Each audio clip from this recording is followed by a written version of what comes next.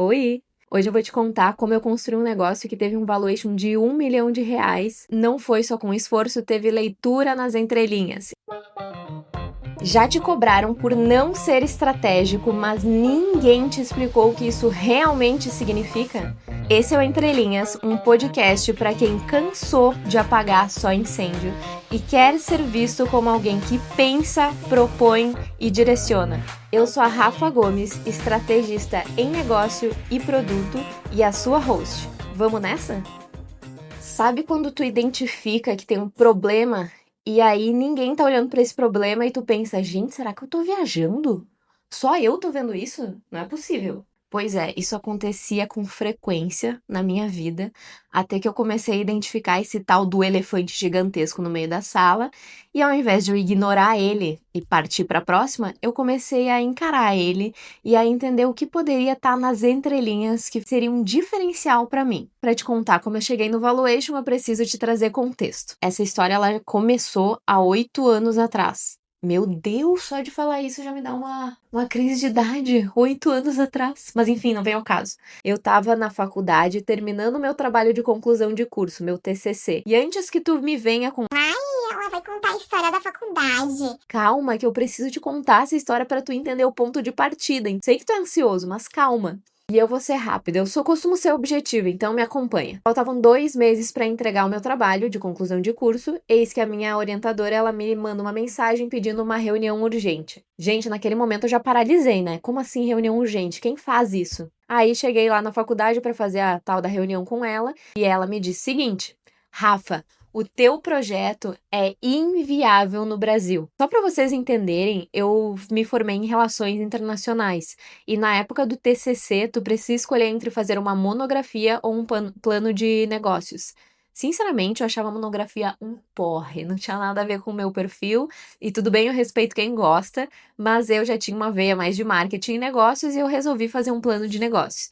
E tu precisava tropicalizar uma ideia ou internacionalizar uma ideia. Internacionalizar é quando tu pega uma ideia do país de origem, ou seja, aqui do Brasil, e tu leva para fora. Tropicalizar é o contrário, quando tu pega uma ideia, um projeto, uma empresa de fora e traz para o Brasil. Eu fui na ideia de tropicalização, queria saber o que o resto do mundo estava fazendo e que a gente poderia aplicar aqui no Brasil. Enfim, tudo isso para te dizer que o problema alvo do meu estudo era o desperdício de alimentos. E eu comecei a levantar capivara sobre esse assunto aqui no Brasil e fora. Então, eu estava investigando todos os modelos que trabalhavam com projetos, com iniciativas que tinham a ver com esse tema. Eis que eu encontrei uma mercearia nos Estados Unidos que comercializava produtos no dia em que eles iam vencer, por um preço muito mais baixo. Era um modelo super sustentável, achei incrível a ideia e eu quis trazer essa ideia para o Brasil no meu plano de negócios, né? Lembrando, era um trabalho de faculdade. E aí, mesmo sendo um trabalho de faculdade, esse trabalho ele precisava ser real, ele precisava se provar um modelo de negócio factível de ser aplicado.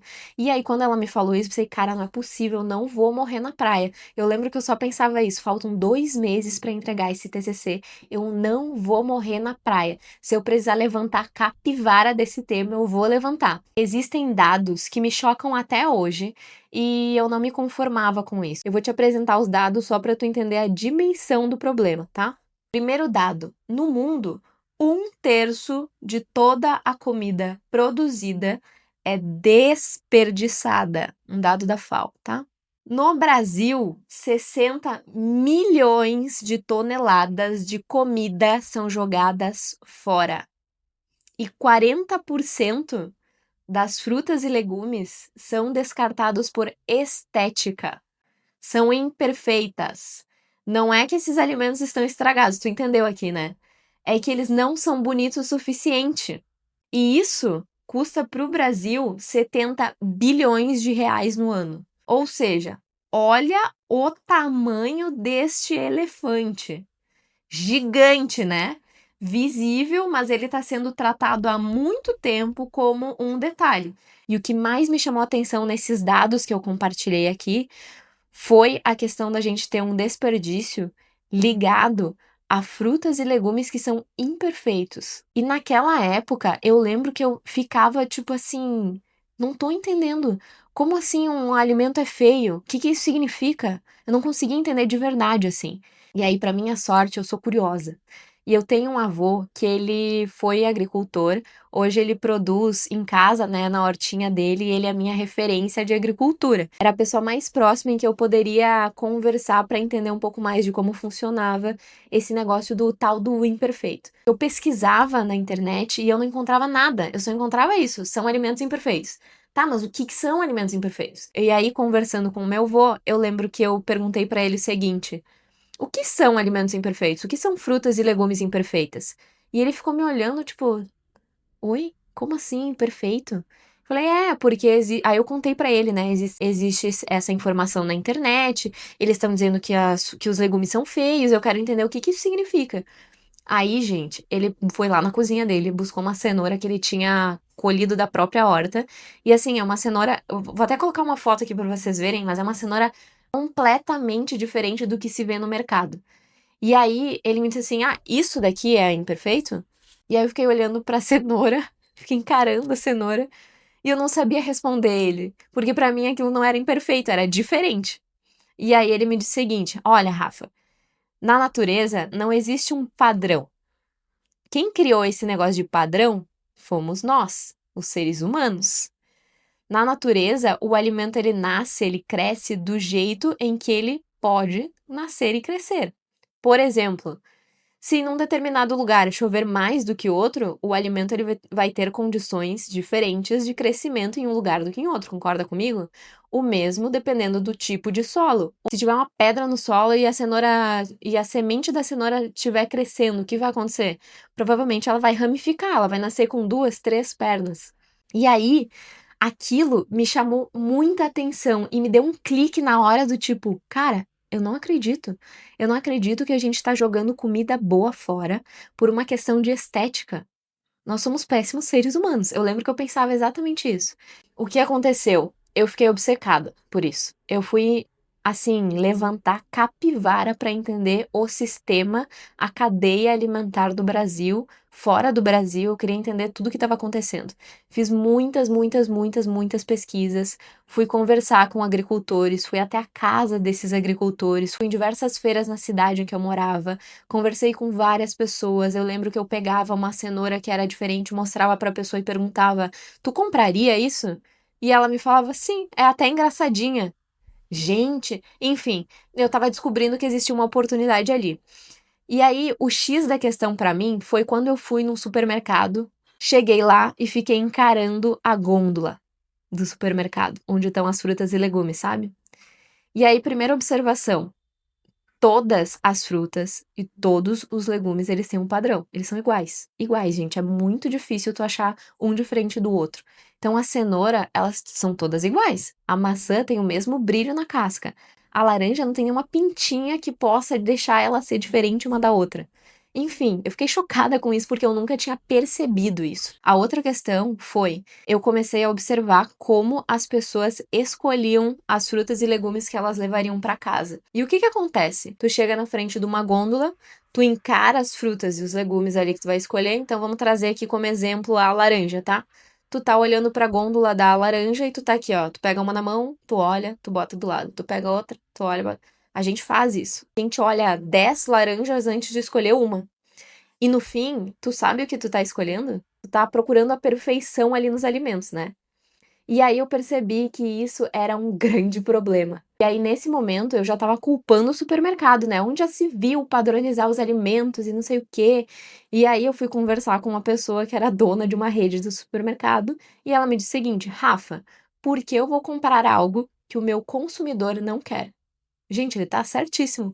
Por que ele vai comprar cenouras diferentes se no fim do dia tu vai no supermercado, tu escolhe e tu leva o mesmo? Tu leva todos os que são iguais, tu deixa o diferente de lado. Pro dono do supermercado não faz o menor sentido comprar algo que tu, consumidor, não vai comprar. E esse é o X da questão. Eu percebi que tinha um problema de comportamento, que nós, humanos, escolhíamos o que a gente gostaria de consumir, mesmo quando a gente sabe que existe um desperdício gigantesco de alimento. No fim do dia, a gente não se importa com isso. Porque se a gente está fazendo esse tipo de escolha, eu não consigo pensar em nada diferente disso. Enfim, eu voltei para casa e aí, assim, foram dias e dias e dias pensando como que eu colocaria isso no meu plano de negócios, eu entendi que tinha uma oportunidade e eu pensei que eu poderia usar a minha criatividade para criar um plano de negócios, já que eu tinha que adaptar, né? Lembra que a minha orientadora falou que era inviável o jeito que eu tinha construído? Eu precisei mudar a rota e readaptar as coisas para conseguir entregar esse trabalho. E foi o que eu fiz. Eu desenvolvi um plano de negócios de um clube de assinaturas de frutas e legumes imperfeitos. Aí, para entregar esse plano, tu precisa fazer uma apresentação para uma banca. E nessa banca existem avaliadores, que são os professores da faculdade. E eu lembro que quando eu apresentei o projeto, um dos professores me olhou e perguntou: Rafa, tu já pensou em empreender? E aí eu fiquei assim: não, não, nunca pensei. E aí ele me disse assim, cara, porque eu vejo uma grande oportunidade de negócios e a gente tá no momento do e-commerce. Tem tudo a ver. Se eu fosse tu, pensaria nisso. Gente, e aí quando ele me falou isso, assim, eu pensei por alguns minutos, tá? Mas eu lembro que eu saí da faculdade e eu entrei direto na incubadora de negócios no mesmo dia. E perguntei como que eu fazia para matricular esse projeto na incubadora de negócios, porque eu queria saber como era empreender e se isso de fato tinha mercado. Foi assim que nasceu a 400 gramas. Tudo dessa empresa foi pensado estrategicamente. Tudo, desde o nome, das cores, o logo, assim, ó, tudo que vocês podem imaginar.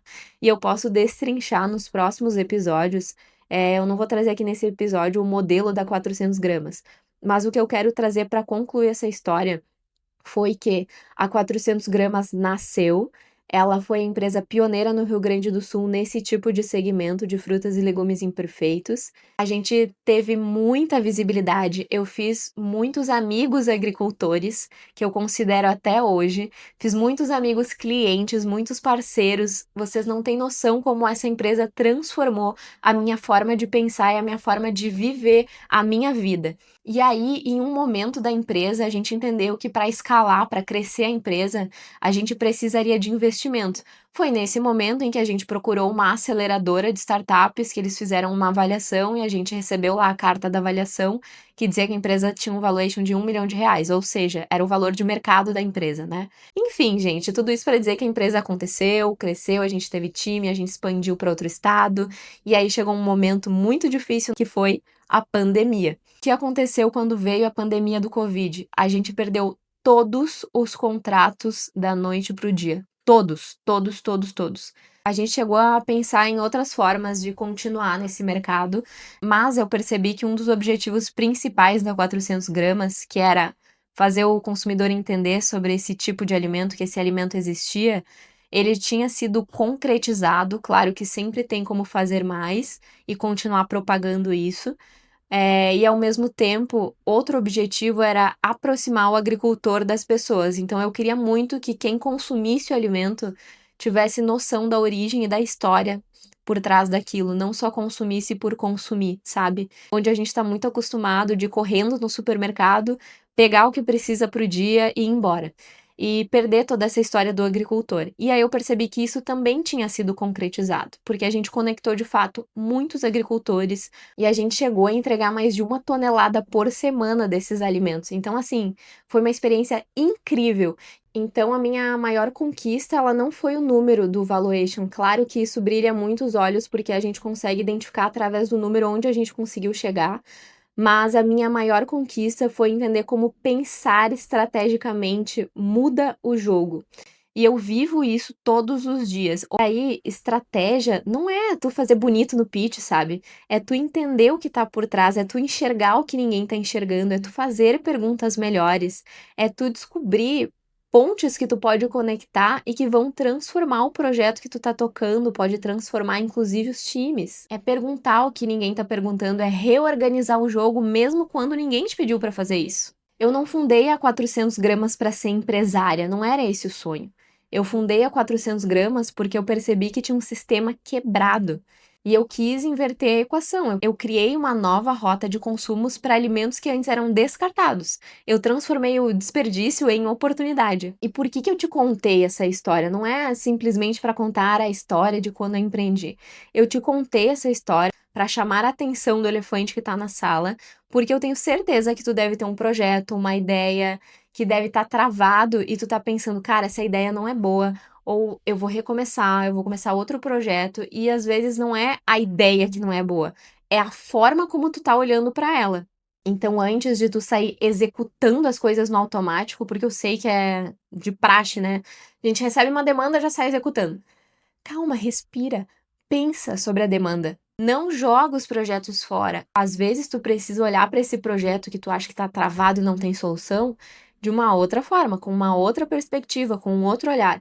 E esse tipo de olhar, ele é treinável. Então começa fazendo perguntas que ninguém tá fazendo, em vez de buscar uma resposta genial, começa a olhar o contexto que tu tá inserido com mais intenção. Observa o comportamento humano ao redor desse problema, o que as pessoas estão fazendo, o que elas repetem, e que mesmo tendo um problema ali, elas estão repetindo, elas nem perceberam o problema. Observa o custo invisível que ninguém tá percebendo.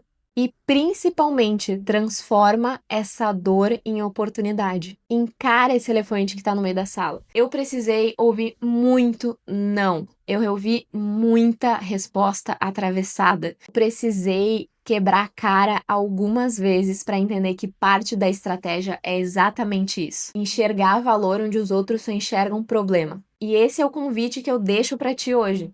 Que problema que tá escancarado na tua frente e que tu consegue extrair uma oportunidade. Comenta aqui no episódio o problema que tá te travando hoje pra gente entender se juntos a gente não consegue pensar em uma forma estratégica de olhar pra isso de forma diferente. Todo episódio eu vou trazer aqui esse elefante que tá na sala e eu posso trazer as vivências de vocês. Então comenta pra fazer parte dessa manada que eu tenho certeza que a gente vai criar uma comunidade muito foda, que vai conseguir ser vista como estrategista, porque tá encarando o elefante que tá todo mundo fingindo que ele não tá ali. E eu tenho certeza, eu te digo isso com precisão, tu vai começar a se destacar. Esse é o Entre Linhas, um podcast para quem cansou de ser só um viajante de Nárnia, mas quer mostrar valor em coisas que ninguém tá vendo. Fica para seguir o podcast e não perder nenhum episódio. O que será que eu vou te contar no próximo, hein?